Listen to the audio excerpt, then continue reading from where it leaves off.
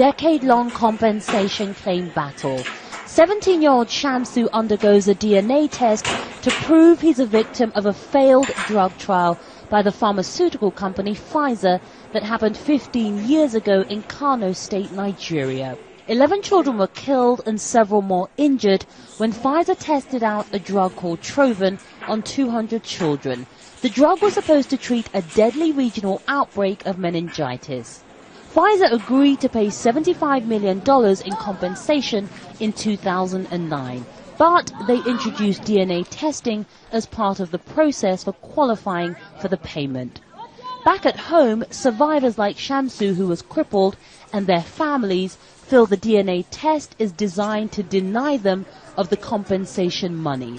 Many say they've already provided Pfizer with documents proving their children were part of the trial.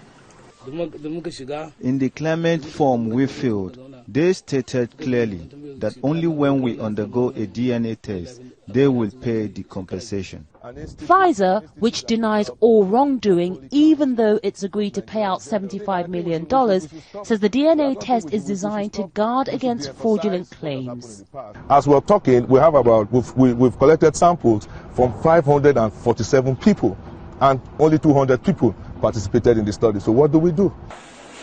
But many of the victims are poor and illiterate. They don't understand what DNA testing is and fear it's another attempt by Pfizer to make them guinea pigs in a new drug trial.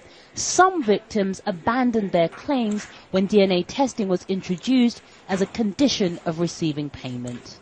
Some of the compensation money released by Pfizer has gone into building this $25 million medical research and disease control center. The hope is that one day locals will be able to deal with things like outbreaks of disease and medical epidemics themselves.